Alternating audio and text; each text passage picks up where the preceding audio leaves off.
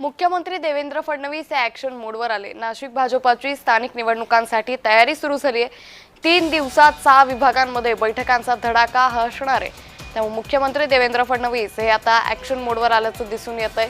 नाशिक भाजपाची स्थानिक निवडणुकांसाठी तयारी ही सुरू झालेली आहे। तर येत्या 3 दिवसात 6 विभागांमध्ये भाजपचा बैठकांचा धडाका हा पाहायला मिळणार आहे।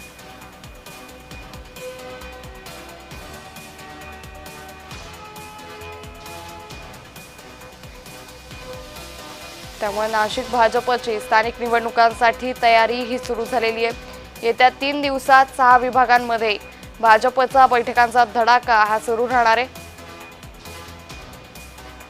तर या संदर्भात अधिक माहिती घेऊयात आमचे प्रतिनिधी किरण कोटूर यांच्याकडून। किरण, आपण पाहतोय नाशिक भाजपची आगामी निवडणुकांसाठी तयारी सुरू झाली आहे, काय अधिक अपडेट?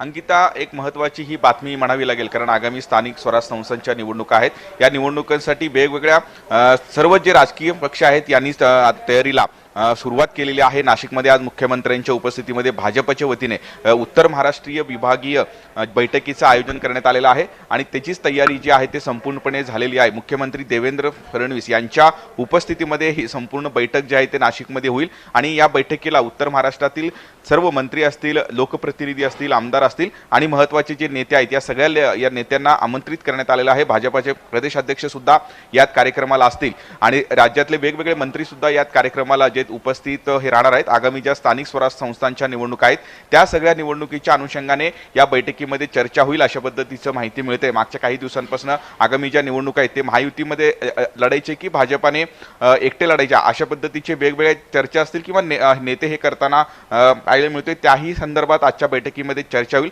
त्यामुळे आजच्या या सगळ्या मीटिंगमध्ये भाजप एकला चलोची भूमिका घेत आहे का, महायुतीमध्ये निवडणुका लढण्याचा निर्णय हे भाजपकडून घेतला जातो, हे सगळं बघणं हे महत्त्वाचं असणार आहे। त्यामुळे मुख्यमंत्री स्वतः या संपूर्ण या ज्या मीटिंगला जे उपस्थित हे राहणार आहेत त्यामुळे मुख्यमंत्री नेमकं आलेल्या सगळ्या नेत्यांना काय मार्गदर्शन करतात हे बघणं महत्त्वाचं असणार आहे। निश्चित। धन्यवाद किरण, आपण दिलेल्या सविस्तर माहितीसाठी।